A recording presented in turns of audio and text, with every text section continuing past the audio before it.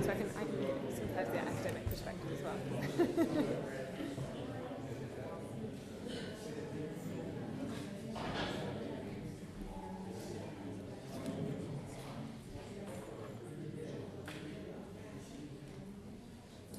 Okay, so this is our last session, and we have 5 people sitting on our rectangular roundtable. I want to just quickly introduce them, starting with the ladies. So we have Bettina Hedden-Dunkhorst. She heads the Division for International Nature Conservation in the German Federal Agency for Nature Conservation. So she's actually a real policy maker, if you may say, but she was also a researcher, or maybe still is a researcher.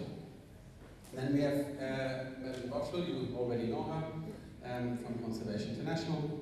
We have Kathy Baylis from, I can never remember the names of universities, so you are from University of Illinois. We have Stefano Pagiola from the World Bank, and we have, sorry if I don't pronounce your name correctly, Josep Mallarach, an environmental consultant who has worked a lot at the interface of policy and evaluation. So I'd like to start giving the word to Bettina, especially because she has to leave early, and then we go along the panel. Each one will talk a little bit about the topic of this last roundtable, which is about how can we possibly mainstream impact evaluation in the conservation sector, linking all the different points of views that we discussed today, and then open up for questions.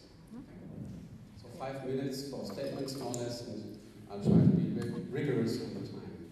Yeah. Thanks a lot, Jan.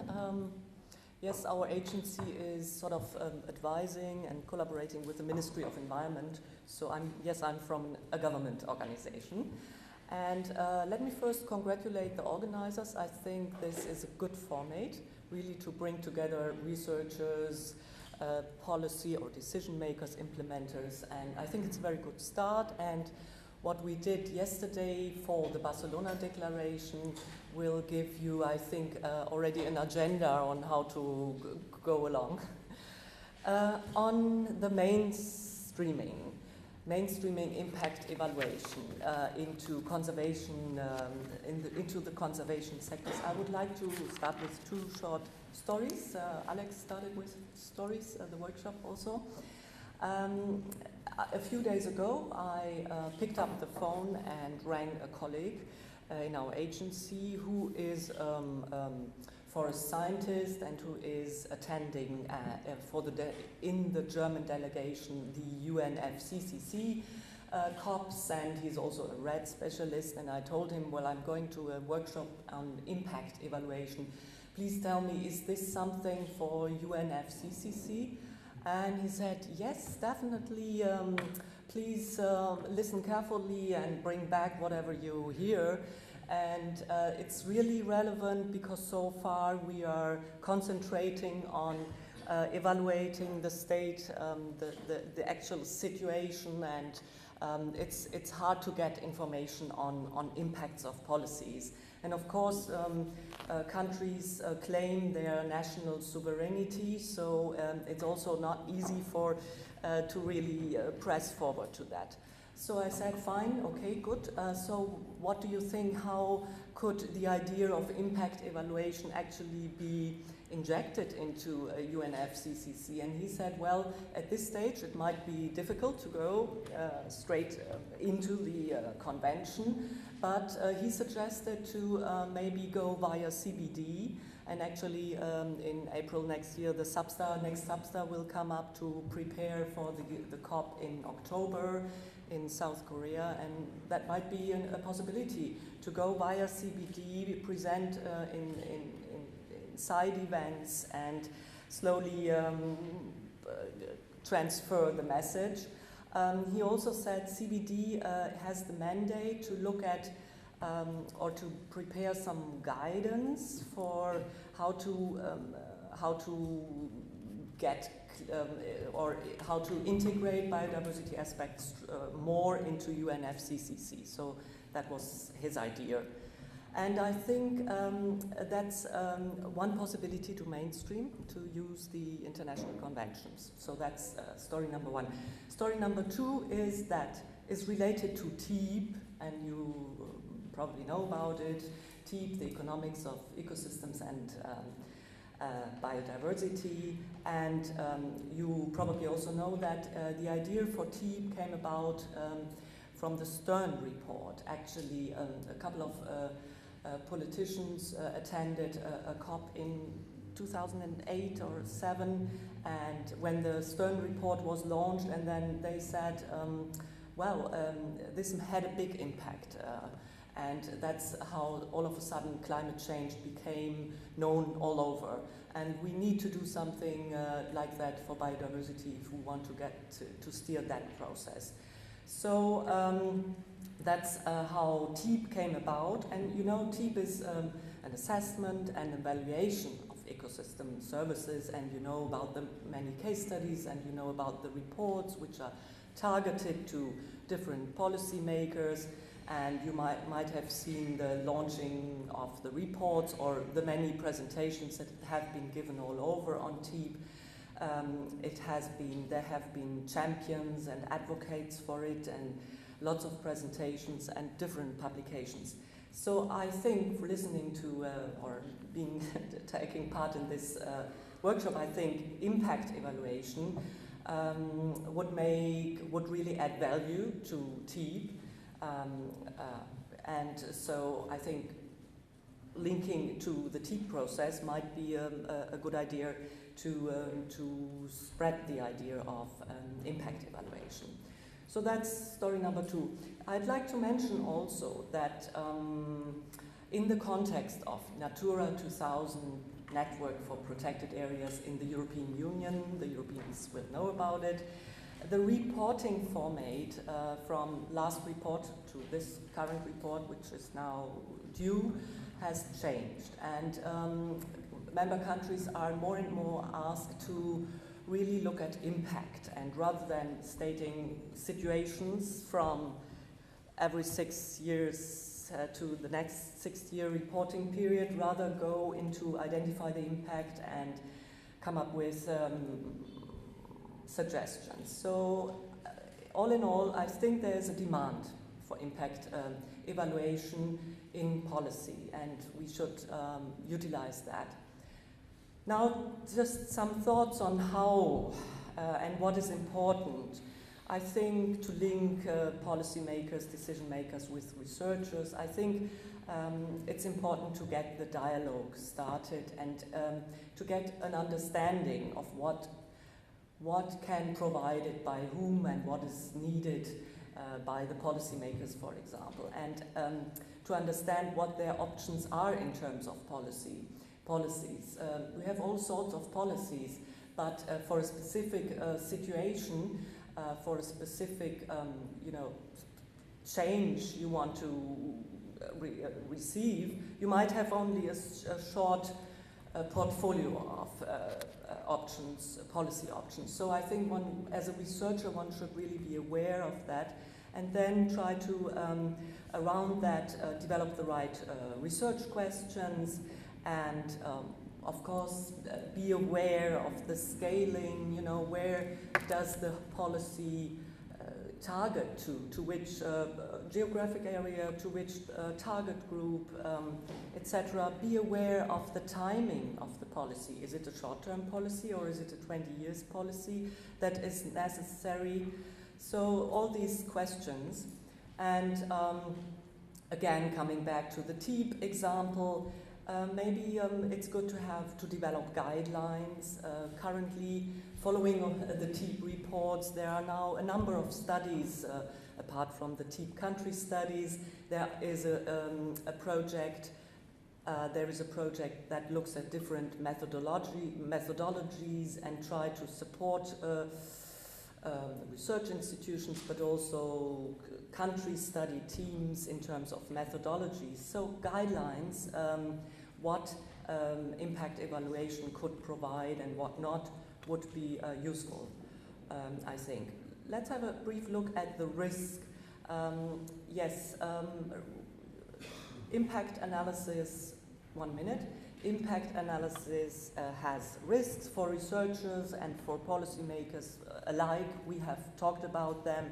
We have talked about results of policy evaluation, which might pose a problem to policymakers to get re-elected. So Paul had a good suggestion to overcome this.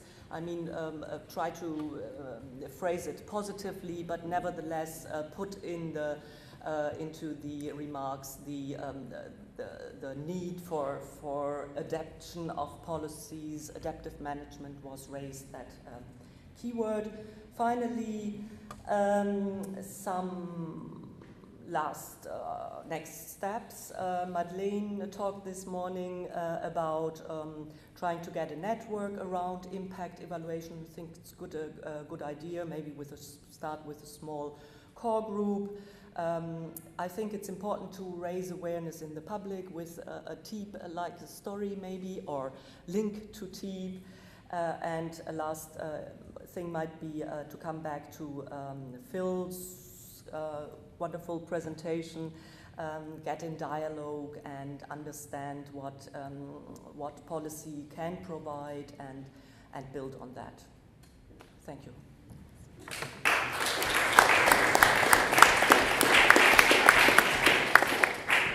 I'm going to move over to your right-hand side, if that's okay. We're not following the order of the program because we have some urgent leaders here. So if that's okay, I pass the word to you.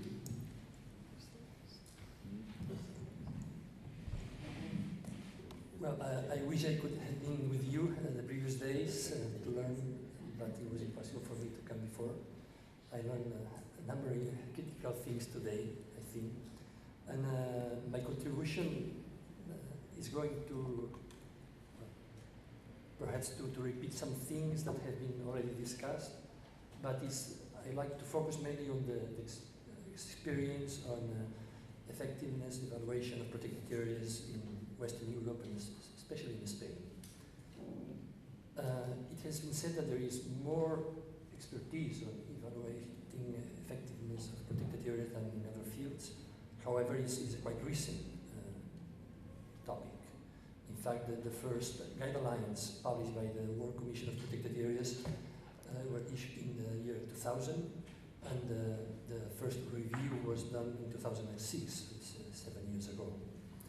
One of the best practice examples that was included in the reviewed edition of the guidelines, the best practice guidelines for effectiveness evaluation of protected areas, included an evaluation of the protected area system of Catalonia, here where we are. In fact, the protected areas we have in Spain are quite recent. The vast majority were established during the last 30 years.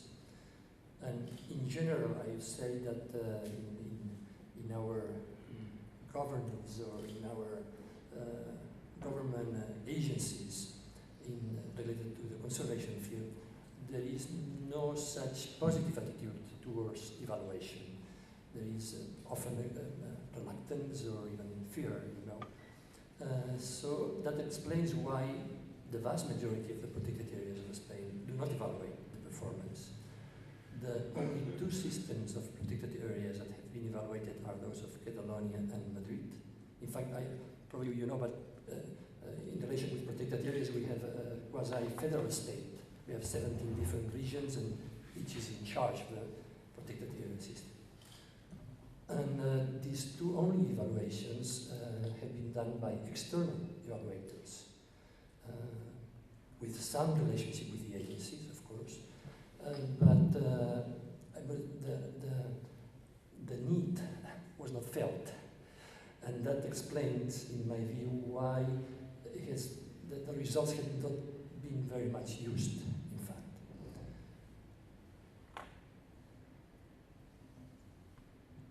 I like to point out also that for the last 15 years we have been preparing evaluators. Evaluating effectiveness of protected areas is part of the master's program, so we have a good number of professionals that are ready, more or less, so that know what are the common methodologies and the advantages and the drawbacks and so on and so forth. The main difficulty is not from the professional side. I say that the main difficulty we are facing for mainstreaming is, as I said, this kind of reluctance attitude to integrate, to internalize evaluation as a flow, you know, related with the planning, with the management, with the everyday activities of the protected areas. And during the last few years, because of the severe economic crisis in which we are now, the focus of the protected area managers has been mainly on the economic dimensions, the jobs, the economic resources for the local communities and the people working in or around protected areas. And one can understand, of course, but precisely one of the results of the evaluation we did in Catalonia was that all protected areas had positive economic impacts, all of them. And those that have that received the highest number of visitors, and we receive a number of them. In fact, Catalonia is receiving over 15 million tourists per year, and a good number of them go and visit protected areas, in addition to the people of the country. So a good number, the positive economic impacts, socioeconomic impacts are very high, in fact. But this has not been communicated in a way that makes people eager to follow up, you know. And that's why, for instance, in Catalonia we did the first evaluation 10 years ago and it has not been repeated. You know, it has been the only one. And even if it was published and it was widely disseminated in different formats and in different languages and so on and so forth, the impact has been very, very limited. I would say, on the other hand, that the economic crisis that we are now living creates an opportunity, on the other hand, because when there is a necessity of making cuts and adjusting budgets and reducing the number of staff in the public administrations, there is a strong incentive to know how efficient they are, and to better understand where it's possible to make cuttings without affecting the critical services. However, this has not been the way that things has been done in the conservation field. And during the last 3 years, about 60% of the budget has been cut in a way that is not easy to understand. And for the last 3 years, the protected areas that are related to the regional government of Catalonia have had zero budget for investments and for current activities. That's probably why nobody has been here to discuss these issues, because it's a quite critical situation.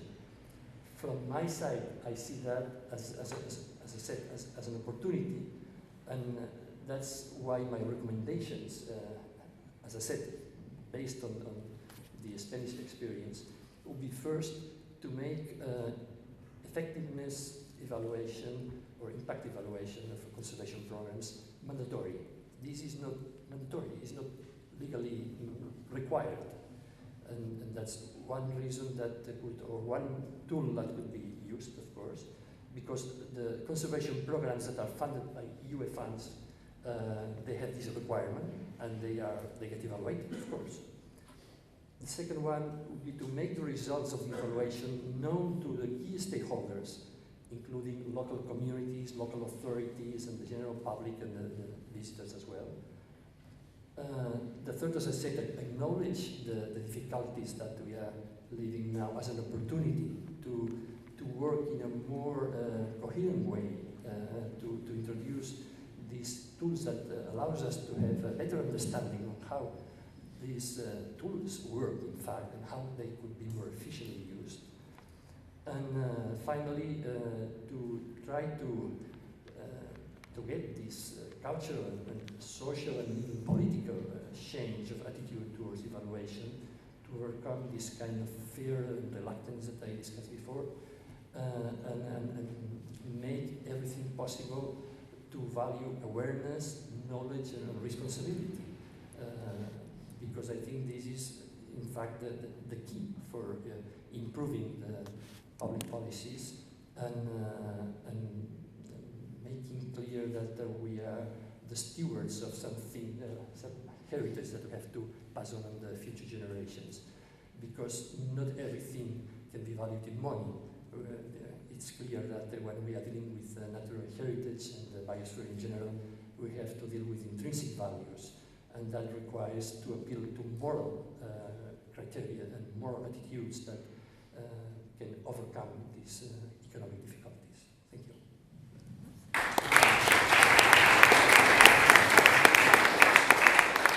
Okay, I'd like to pass the word to Madeleine, then Stefano, and then Kathy. Thanks. Thank you. So I'm not going to speak too much because I already had my opportunity this morning, but I just wanted to highlight a couple of things. Well, firstly is, in my presentation, I went through some ideas for how we might operationalize impact evaluation with some examples from how a stakeholder like CI might integrate impact evaluation better. And I'd be interested to get comments back from those in the audience or on the panel about some of those specific points I raised. But I just wanted to raise two further points, which was around existing institutions and also around incentives. And both Bettina mentioned some ideas about existing institutions we might use or in terms of policy opportunities, and I was also thinking about existing networks that we might think about using to integrate impact evaluation. And over the last couple of days, we've talked about the collaboration for environmental evidence has come up several times as a network that this group could be and is already working with. And then other ones was the Conservation Measures Partnership, which for those who are not familiar is a consortium of NGOs and donors in the conservation sector, and mostly has been interested in results-based management. But I think Louise and I were chatting about this yesterday, about there could be opportunity, or I think it would be a key group to engage around impact evaluation. And I've actually just recently joined the board of CMP, so I would be interested to sort of advocate for that and bring that to the rest of the board about how, as a consortium, we might think about impact evaluation. And then the other group was the Environmental Evaluators Network, which is primarily being based in the US, but they're now starting regional networks, and that started out of the US Environmental Protection Agency and their evaluation office. So that would also seem like a useful network for this community to be talking with if they're not already. And I guess in terms of incentives, I had two thoughts.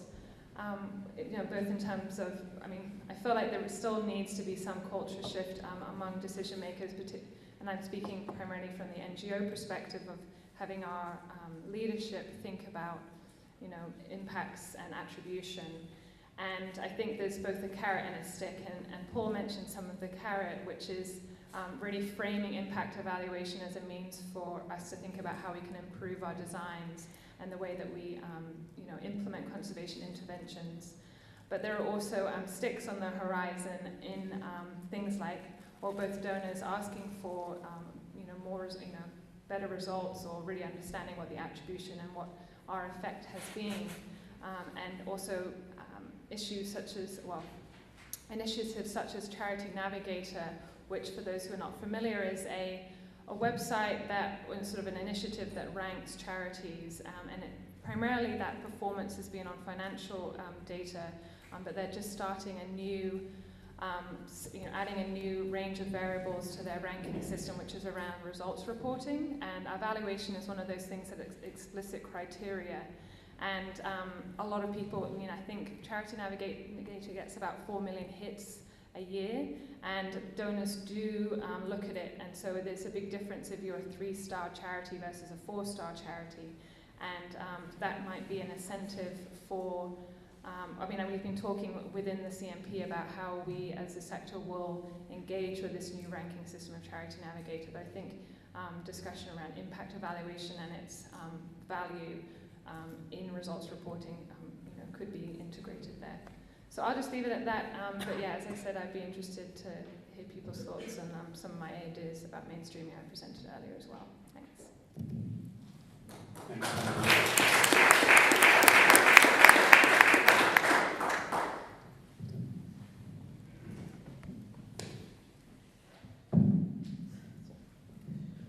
Thank you. Let me maybe start by saying that I really hated all the presentations today. I had all what I thought were these brilliant insights that I was going to share, and I had to keep scratching them off my list as I listened to the presentations. That's a bad thing about going to the end of the day. So let me say a few things about the experience that I've had working at the World Bank on doing impact evaluation for conservation interventions. Maybe starting by stressing that it's not the experience of the World Bank. The World Bank is a very big place. This is my own experience within that.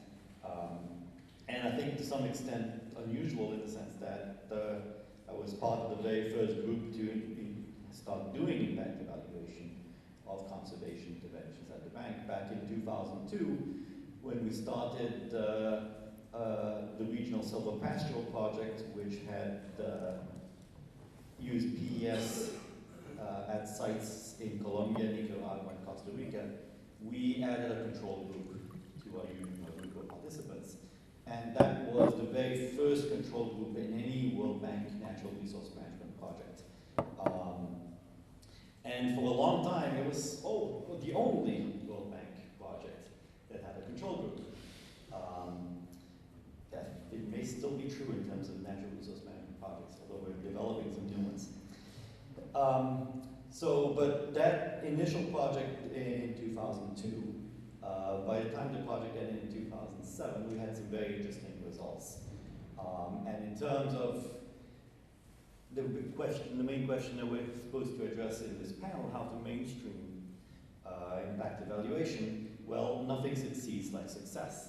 The fact that we had those results, and that they were good results, had a big impact on both developing new projects. We have two new projects, one in Colombia and one in Nicaragua, that build directly on what we learned from the previous project.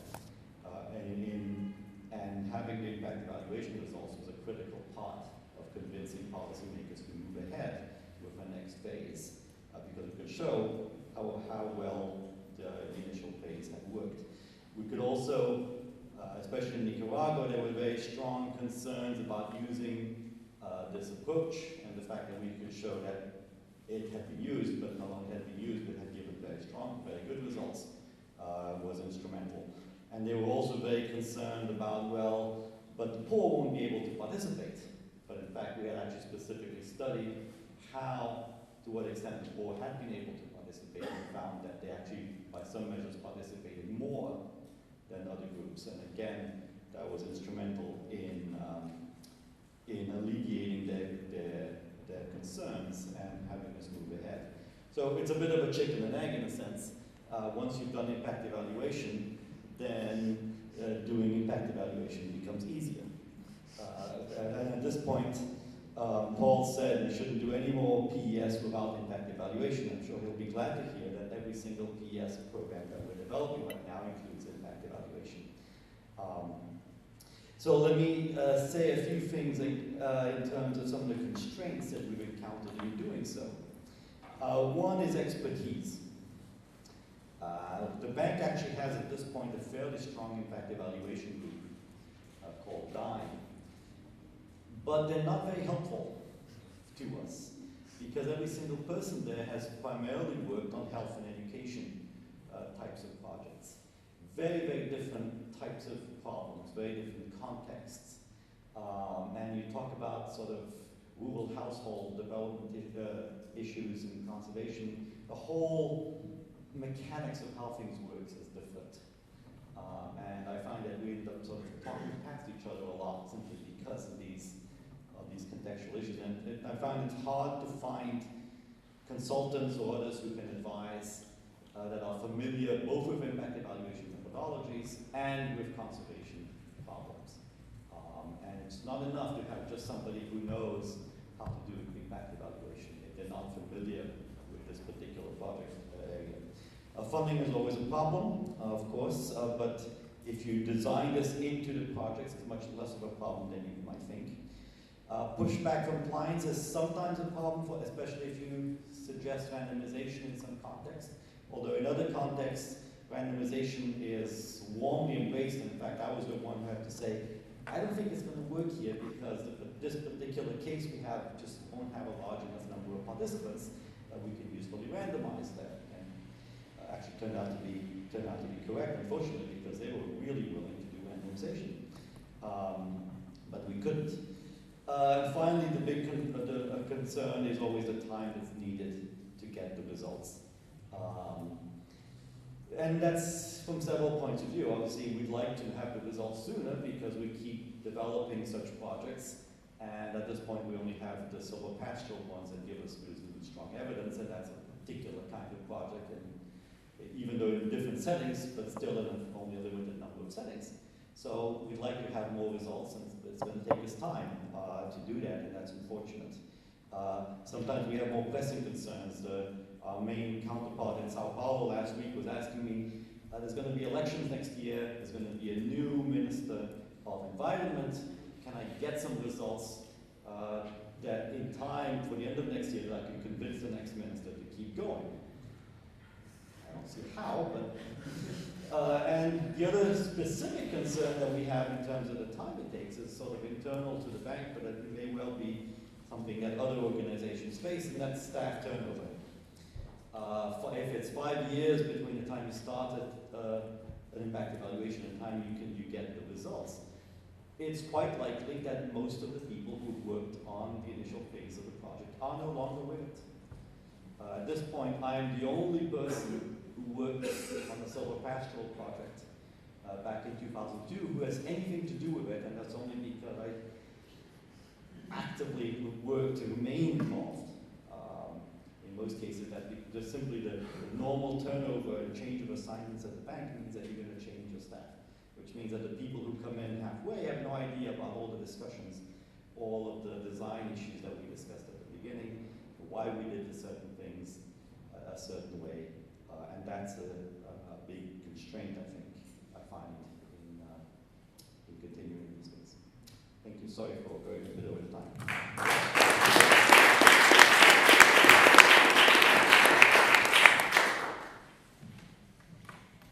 So I feel like Stefano, in terms of much of what I was hoping to say has already been said. So, but I'm not as creative as he is, so I'm just going to repeat some of the stuff that's been said earlier.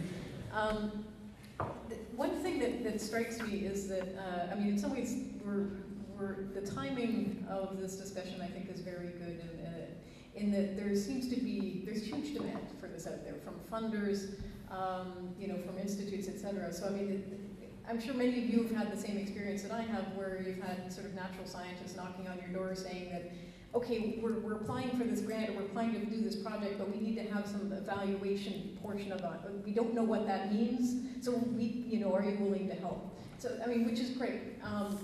At the same time, there's sort of an issue in terms of defining what impact evaluation is, and I think coming up with some common agreement in terms of what it means, because, I mean, we've all talked the last couple of days of sort of the huge variety of things that can be called impact evaluation. And for an example, there's this international NGO, who shall remain nameless, that's been required recently to have to put out internal rates of return for basically all of their projects. And so far what they've been doing is using some old data where, again, they aren't dealing with selection, they're just sort of following adopters and kind of looking at what happened to those adopters versus other folks. I mean, there's no control for selection bias. There's obviously no randomization, none of the rest of that. But that's their impact evaluation, right? The other thing that, of course, a number of people have mentioned is this whole idea of being involved early, so one can help design the impact evaluation from the early stages, think about what data need to be collected, etc. I guess I would also add another reason to be involved early is sometimes to help define the actual question. I mean, there was a U.S. state that shall remain nameless was recently asking a state university to evaluate this sort of warm and fuzzy philosophy. I mean, it wasn't an actual program, it was sort of this concept. And we kept sort of going, okay, but what exactly do you mean? And they said, oh, no, don't worry, it's easy. We have all the data. We'll give it to you. It's like, okay, but wait a minute. You aren't asking us to evaluate anything that's specific, so we can't actually, we can't actually do that. So long story short, again, just being involved in the early discussions of defining what exactly is to be evaluated, what metrics are to be used. Again, to use an example from an international NGO, the same NGO that's been asked to derive internal rates of return for all sorts of developments that they're making. One of the things they're being asked to design an internal rate of return for is this long-run data set. And the purpose of that data set has changed over the last 20 years. And then they're really struggling. They don't know how to do this. And it's like, what are we comparing it against? Which purpose should we try and evaluate? Anyway, long story short, this is a place where I think we can play a role. The last thing I want to touch upon is just this whole idea of a marginal benefit of an economist. Of course, some people would argue it's negative consistently, but for those of us who like to think it's positive, at least over a certain range, it's probably decreasing at some point. And the point I'm trying to make is we could spend, where we can have much bigger impact in some ways is talking with our science and social science colleagues, right? And just in terms of trying to explain, or hopefully bring them on board with the whole idea of impact evaluation, but also talk about how to do good impact evaluation, et cetera. I mean, sort of a little conversation there could, I think, go a long way. And the nice thing in terms of those of us in environmental economics is we're used to that, right? We're used to working with people outside our discipline. We're used to trying to integrate science right in our models of change, right, or theory of change constructs. So I mean, it's a place where I think we actually have a relatively well-trained and good at this. And so I'm actually quite hopeful out of all of this, even though sometimes it sounded like folks were frustrated in terms of the glass half empty. There's much, that there's a lot of work that still yet needs to be done. At the same time, I think we're actually quite well positioned to do it. Let me leave it there.